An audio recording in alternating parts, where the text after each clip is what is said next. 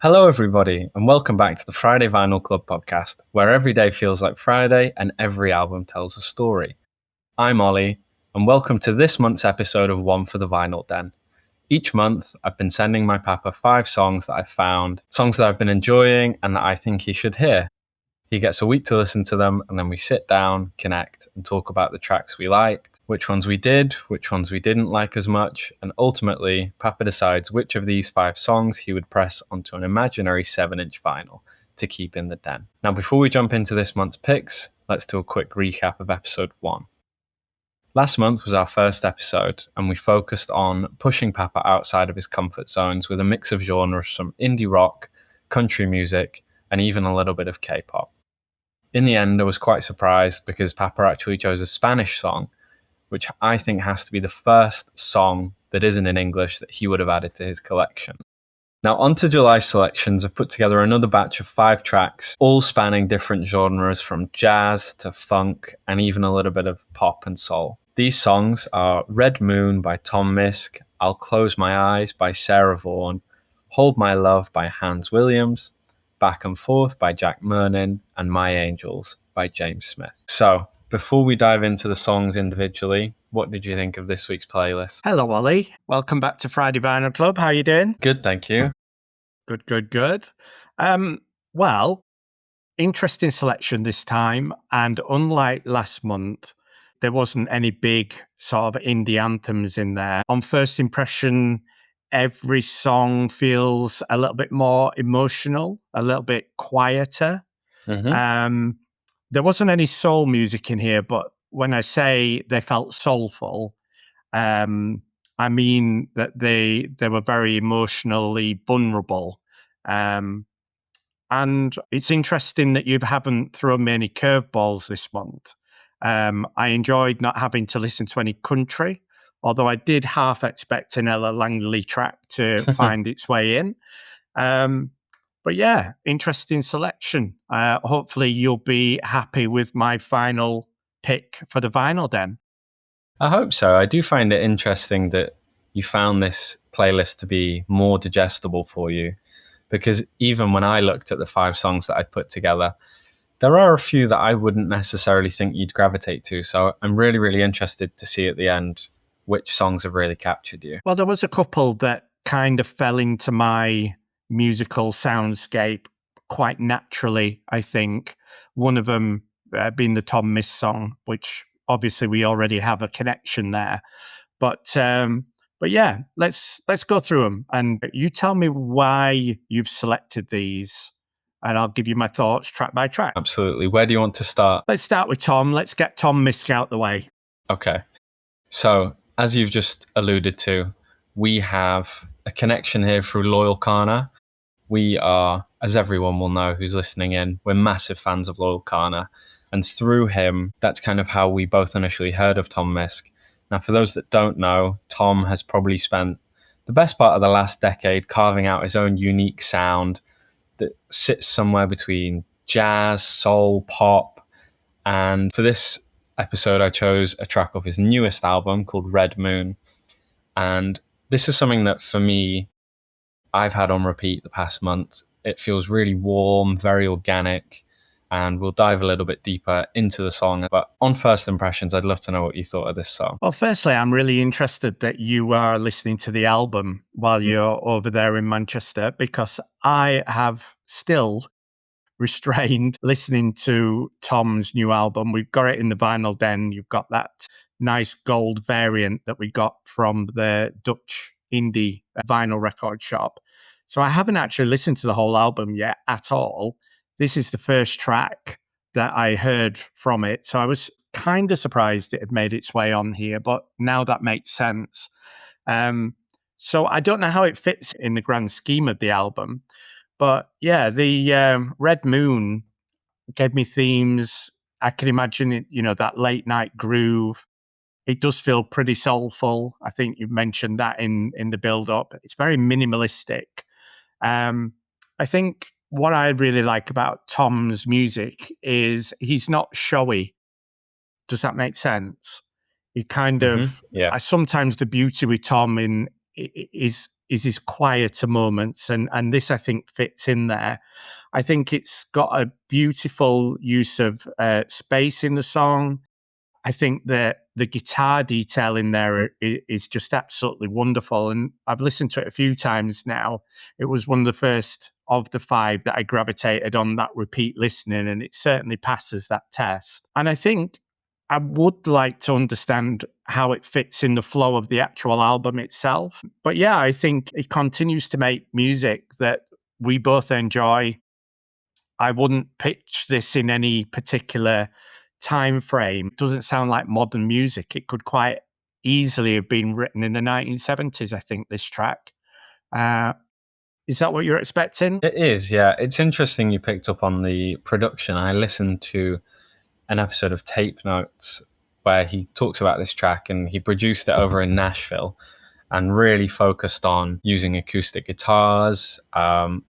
They put all the tracks through tape once it was recorded, and he's described this song as, and this album as a whole, as stepping more towards his vision of himself as a songwriter rather than a producer. And he wanted the lyrics in his song to speak for themselves and have a slightly stripped back production. And the song, as you've said, is all about he's talking to the moon almost as if it's a person, and he's exploring vulnerability and trying to seek emotional clarity. And it's also a really groovy song, as you said. And I think that's what we really like. And for anyone that's a fan of Loyal Kana, there's definitely an overlap there in the feel of the music and the productions. I would compare it probably to the Hopefully album. I think there's a lot of similar feelings that come through on both of those different albums. I would agree with that. And you mentioned his lyrics there. He's not afraid to open himself up lyrically, is he? He's, the way that he puts the words down. Absolutely. You can feel the emotion that comes through that track. I really, really enjoyed it. And as I say, I look forward to how that fits in the wider landscape of the Full Circle album. What are your first impressions of the album? I really, really like the album. Again, it feels very similar for me to the Hopefully album. And another thing I picked out of an interview that he did was he wanted to focus more on his natural voice, the way he sings, and it's very conversational in a way. And again, I think that's something that Loyal does on his latest album. He's talking to his audience, he's talking to his listeners, and that helps convey a lot of the message that he's trying to get across. Yeah, and I think it works really, really well with that context. And obviously, I don't get the context that you're throwing me on. So this is very much my first impressions. But I was pleasantly surprised to see after last month's selection a name on there that I recognised, a voice that I can immediately connect with. And absolutely beautiful track. Yeah, it's a track I really, really like. And a fun fact, something for anyone that does want to listen to this song to look out for. Midway through the song, there is a piece of guitar and there's the sound of a glass being knocked over or a glass being spilt. And that happened during a session and they just decided to keep it in. So it's quite a fun little Easter egg for anyone that goes and checks out the song. See if you can hear it, because I listened to it a few times and heard that sound and thought, it's a very unique sound. Yeah. The glass was knocked over whilst they were in the sessions and recording these guitars in Nashville, and they decided to keep it in. So I think that's a fun little Easter egg for anyone that wants to listen to the song.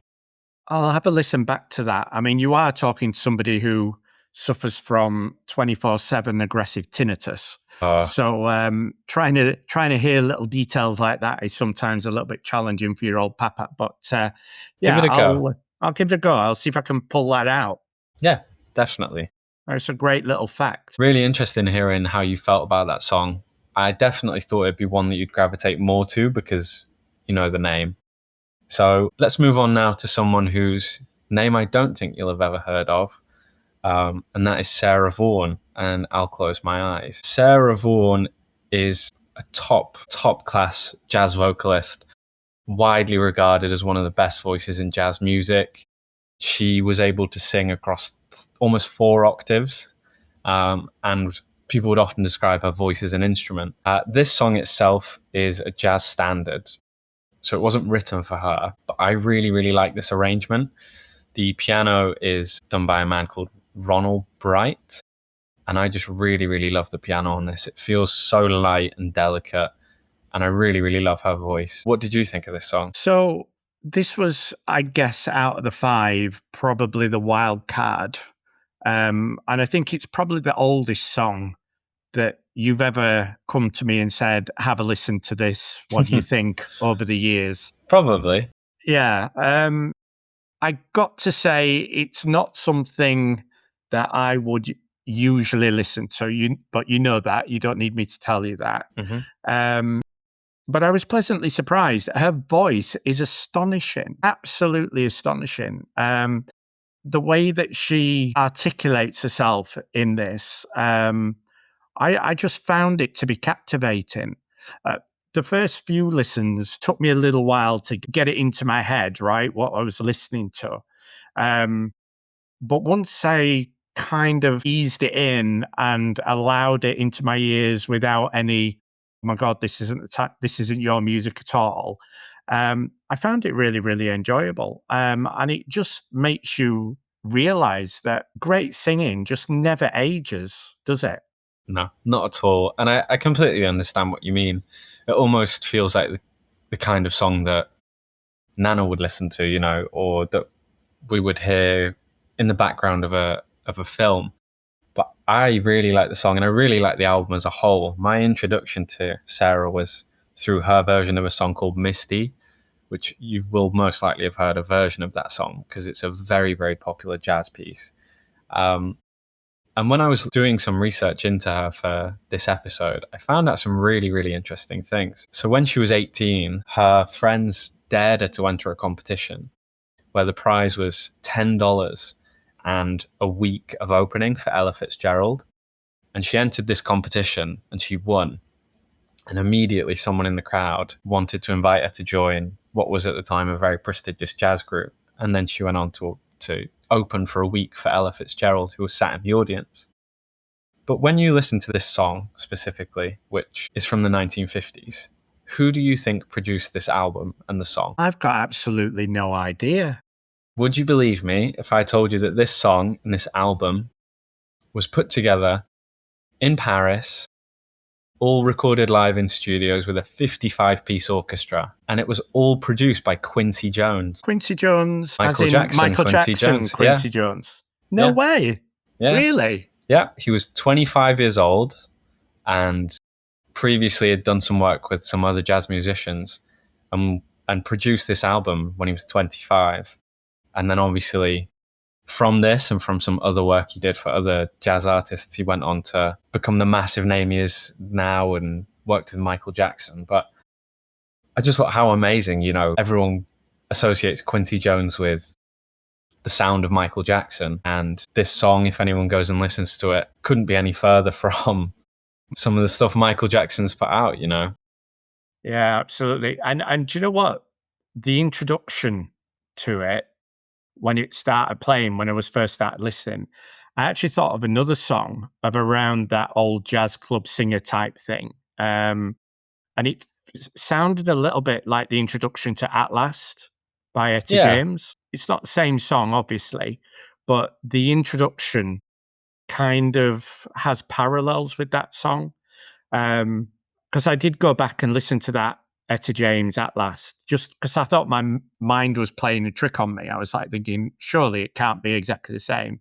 And it's not exactly the same, but there are parallels there as to why I would think that, when it was opening up before the voice kicked in, that it could have been that other song. But yeah, no, Absolutely. I really enjoyed that.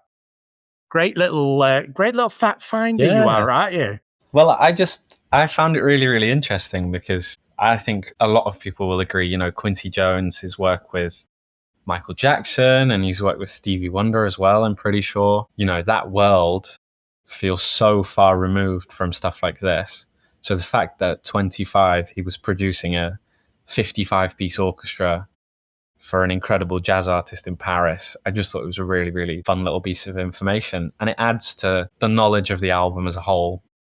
And I think that's something that people in the community that collect vinyls like we do, those little fun facts always add to an album and add to having that physical memory of an album, which I think is really, really lovely. Yeah. But I know you've been collecting a few sort of jazz standards, Ella Fitzgerald, and a few others from a perspective of jazz. Have you found one of Sarah Vaughan's albums? Are they out there? Yeah, so they are out there. I've not bought the album that this song comes from.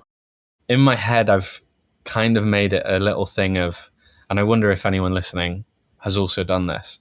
It's one of those albums that I could buy online. I could get it on any of the sites that sell vinyls, but I'd quite like to see if I can stumble upon it in a shop and just be digging through a crate and find it. I have got one other album of hers that I found in a market in Manchester. I think it was about £3 or £4, and it's full of other jazz standards and songs I hadn't heard before. But I really, really love her voice, and eventually the album that this song is from. It's called Vaughan and Violins, and it's a really, really lovely album. You'll have to keep me posted on your Yes, little quest. on the mission. On the mission, yeah. Yeah. No, I will. Fingers crossed. Maybe one day I'll dig it up. So going completely the opposite way, why don't we go on to a track by Jack Mernin called Back and Forth. Now, for those listening, Jack represents what I would call a new wave of independent artists who are paving their own way primarily through social media and through building audiences by sharing snippets and being really open with their audiences about what they're producing. For me, this song has an indie pop sort of feel to it, and I really love the pulse of the song.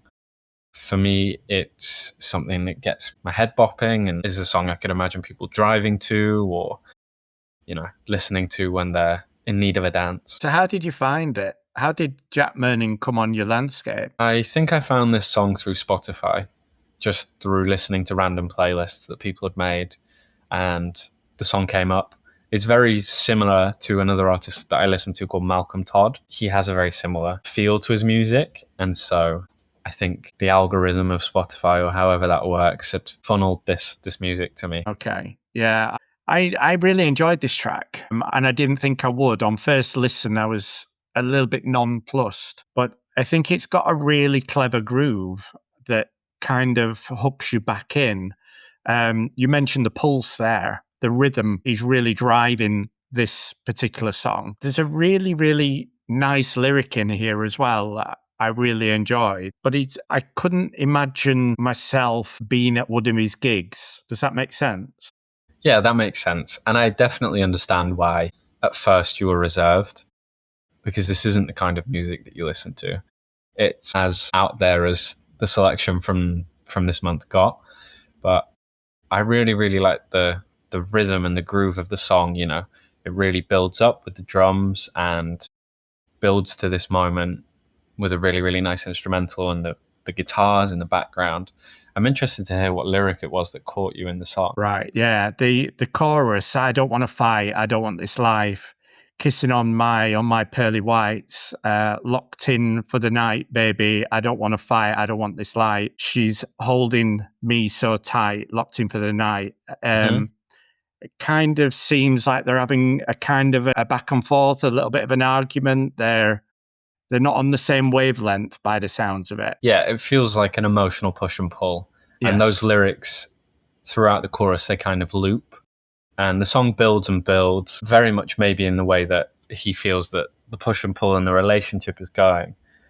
It's really interesting that those lyrics stood out to you in the song. But I think it goes back to last month's as well. The songs that you are picking, if we think about the country song, it was about the pre-breakup, things weren't going right in a relationship. There's a new wave of artists that are writing in an incredibly vulnerable way at the moment in these modern songs that you're providing to me. They're not afraid to wear their hearts on their sleeve. They're not trying to be big and brash and bold. They're just being really sort of open and emotional and vulnerable, and it's refreshing to see, really. Yeah, definitely. And I think it has its benefits and its drawbacks. But I think when you have an artist like this who is very new and is carving their own path independently, they can take those risks and be more vulnerable in the music. And not everything has to be polished and incredibly finished off. A song can still be just as impactful or make you feel a certain way if you can resonate with the lyrics or the beat behind it. So it's interesting to hear that those were your takeaways from that song. Yeah. It's definitely one that is a grower. I think the more I listened to it, the more I got hooked in. That doesn't surprise me. Yeah. Yeah. But so far, so good. I don't think anything's impacted you as much as my last week's country picks seem to have done damage to you. Listen. Nice to hear. Yeah, well, look, you can keep throwing curveballs at me month on month if you want to do that. I might not always pick the most surprising track. Sometimes I might pick the most obvious track, but whatever you throw at me, I really enjoy listening and having my wanders round and trying to second guess why you've put it in. Are you putting things in just to throw me off, or are you putting things in because you genuinely need me to hear something? So, yeah, well, I think we're a lot more in my lane this time, but that doesn't mean that the tracks aren't enjoyable in any way. Yeah, well, that's what it's all about. Just sharing music and sharing things we find that we like. It's not always going to be a hit, but if I get 1 out of 5 that you want to go back to, then I think that's a win. I think you need to put your standards higher than 1 out of 5, son. Well, I've got a very tough critic. So, should we move on to the next song? Yeah. So, next choice is going to be Hold My Love by Hans Williams. For me, I think this is one of the most accessible songs on the playlist, especially for you. I would call it an indie folk song in a way. And the song really carries itself almost like an anthem. The lyrics themselves, they loop throughout the song and the chorus, but the song sort of starts off and builds and builds. And as you've mentioned with a couple of the other songs, I think it's intentionally stripped back. There's not a whole lot to this song. So I'm interested to hear what you thought of this track. Well, I'm interested to hear how it came on your radar. Is there a backstory to this? Did one of your friends introduce you to Hans? No, so again, this was another self-discovery. I personally, it's funny that you said that you didn't feel there was any country on the playlist. For me, this is the most country-adjacent song on the playlist.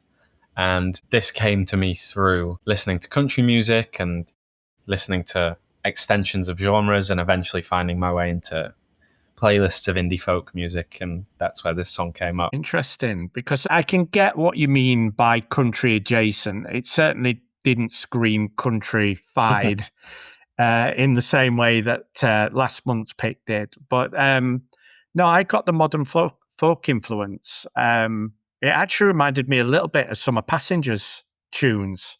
Would you want? Hang on, let's take a pause, because do you know what I've got written in my notes? I'll read this to you and for everyone, word for word. Word for word. Underneath the production, this song reminds me a lot of the music of Passenger. That's what I wrote in my notes. Is that what you wrote? Yeah, because it does. It really does. His voice and the way he sings, and if you strip back all the other instruments, it reminds me a lot of Passenger. Yeah. I could see him stomping along to a song like this in the Brood now. I totally agree. And first of all, I absolutely love his voice.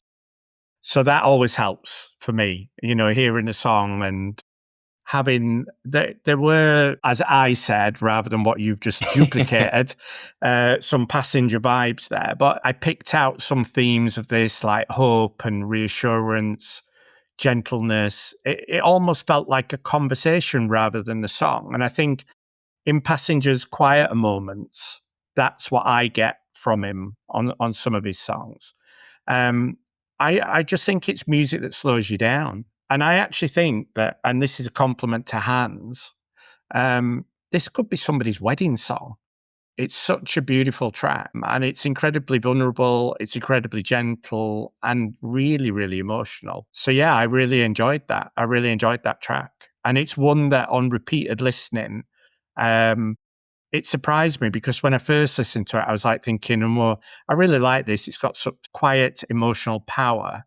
But then I was like thinking maybe it'll be one of those that just drops off the radar like last month, but it didn't really. It's emotional without trying too hard is what I wrote down. And exactly that type of song that grows. So I really enjoyed it.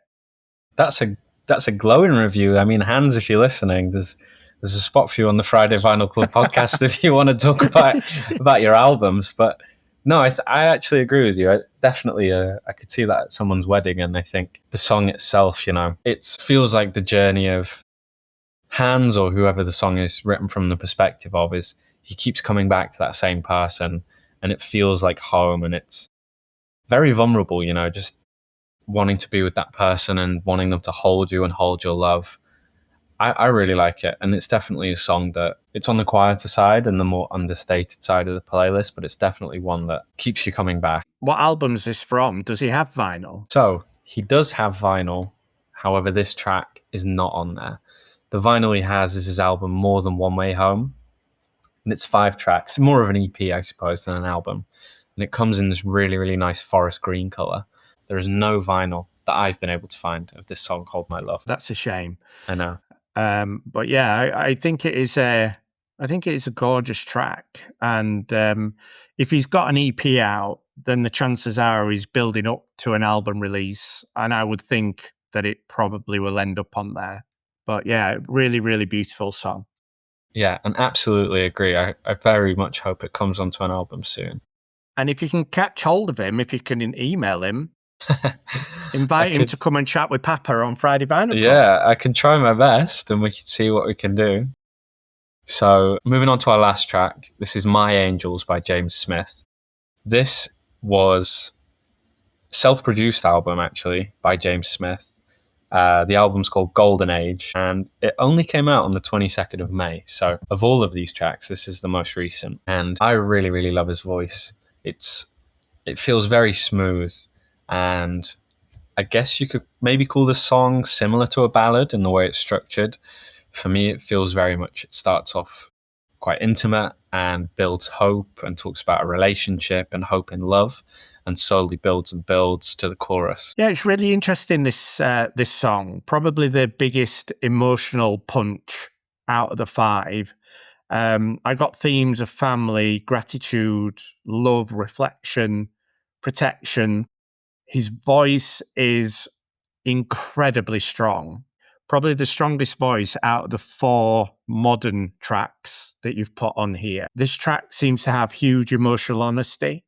It builds naturally. It doesn't feel overproduced in any way. It feels written from lived experience. Yeah, I think there are a number of things about this track that I really, really enjoyed. And I think from an emotional perspective, this was probably my favorite one. And there was a bit of recognition in the voice as well. And I couldn't get it out of my head. And it took me a while to join the dots. As I was going through it and repeated listening, and you got that big melody, you got strong lyric, heart on your sleeve, I was like thinking, I know this voice. I know this voice from somewhere. And it took me a while, little pal. But we saw James Smith, didn't we? We saw him support Eloise. Yeah, we did. A couple of years ago in Manchester at the Band on the Wall. It's the same guy, right? It's the same guy. I'm really, really impressed that you've managed to make that connection. That is, I mean, it's a really good song, but that connection is also a part of why it's on this month's playlist. We saw him support Eloise, who, if you haven't listened, is another incredibly talented artist.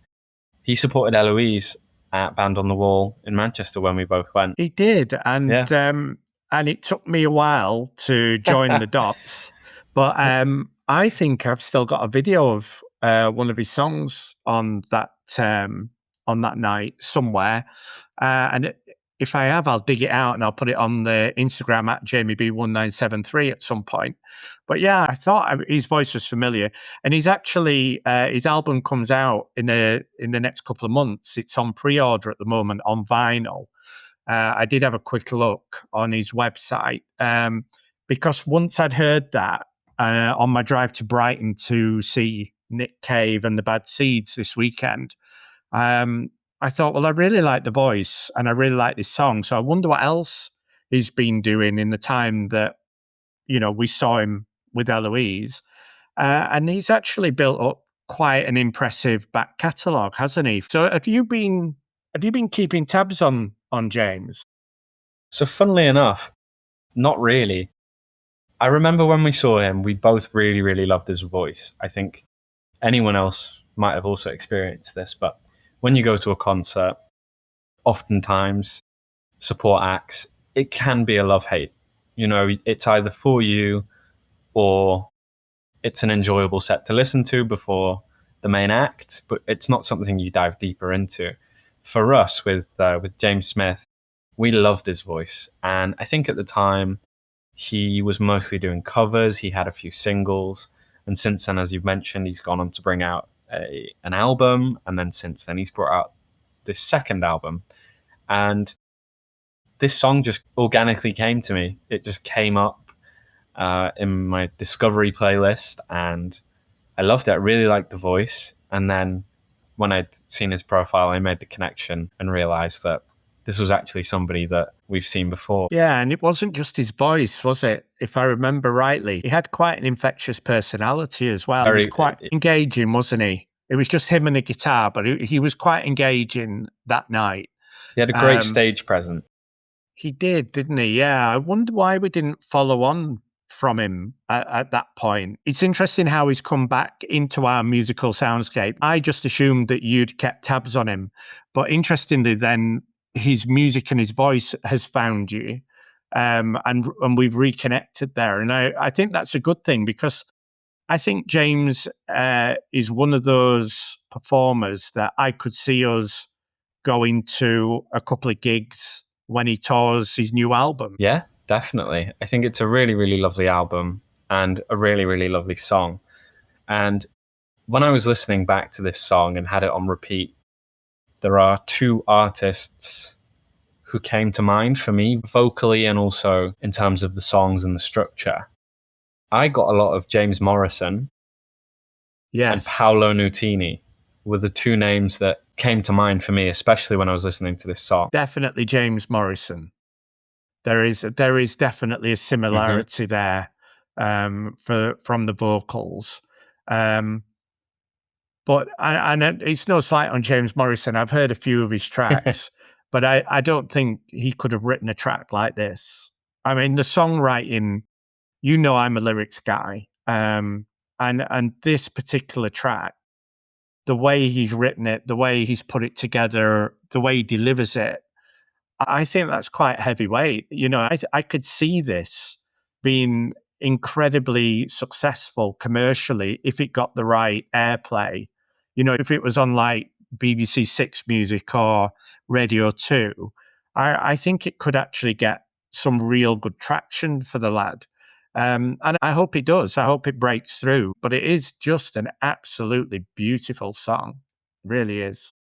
Yeah, I mean, I definitely agree. And I really, really hope the same. Currently, the song is just shy of 1 million streams. So he's definitely getting himself out there. But with a voice like that, we really hope that that continues to grow. So, Papa, we've walked through all 5 tracks for July. You've had time to listen to them and have them on repeat in your ears and test them out. So now I have the big question for you. If you could only keep one, and we were going to press you your very own exclusive 7-inch vinyl for the Den, which song are you choosing for this month? Well, it's very difficult this month. Last month, despite the fact that you threw the curveballs in, felt a little bit easier, because the top 3 tracks, Tom Misch, Hans Williams and James Smith, for different reasons, really caught my attention. They really passed the test on repeated listening. But yeah, the idea here is that I can only pick one. And the way I went through it was this. Tom Misch, we've got his album, Full Circle. That's already in the Den. So unfortunately for Tom, it's not going to be Tom. Hans Williams is an absolute gorgeous song. And as I say, vibes of Passenger, as we said earlier, it could quite easily have been the one. And it was leading at one point, but it was only when I realized the connection to James Smith, our gig, seeing him perform in Manchester, and that night we shared together, and the emotional weight of the song, which is absolutely powerhouse. This month, James Smith, My Angels, is going to be the one that I choose, the track that I choose to find its way into the vinyl den. And do you know what? I genuinely hope that that we can go and see a full performance, a full gig of his over coming months, because now that he's back back on our soundscape, as I said, I listened to a few more of his tracks on the way to Brighton. I genuinely think that guy's got some real potential, and yeah, he's the one going into our 7-inch imaginary vinyl den today. Amazing. Well, Yeah. that is great to hear. I'm really glad actually that it's been a song that you've enjoyed so much that you've gone away and you've listened wider. Although I will, on behalf of our audience, call you a cheat, because you can't just not have Tom Misch because you already have the album. Even if that wasn't your pick for the month, I will let you off on this occasion. But no, that's a fantastic choice. And I think he's actually touring the UK soon. I think in the back end of October into November, he's touring the UK. So that's definitely something we can look into. Is he touring local? I think he's doing a Manchester show. Oh, right. In that so case, we can look into that. That's almost a commitment. Almost. We can look into it. Yeah. All right. If you're not busy doing other things. But yeah, no, I think it's a very worthy entry into the vinyl den. Thank you for introducing me to those. Thank you for listening. And as always, for everyone listening along, we will put out a companion playlist with all 5 of these July tracks. Everyone, go give them a listen. Let us know your thoughts. And as always, we really appreciate you listening and supporting us on this journey. Yeah, really appreciate everybody. Thank you so much for listening. We love doing this. We love getting new music out there as well. We've had a few normal Friday Vinyl Club episodes recently where we've interviewed Ray Harris, for example, and Iona Luke, artists who really providing some absolutely beautiful musical moments and tracks out there. And hopefully you enjoyed these little episodes with me and Ollie as well. So thank you, Ollie, for taking the time to do that. And I look forward to my homework for next month. Absolutely. Thanks again, everyone. Thanks, Ollie. Cheers. Bye. Bye-bye.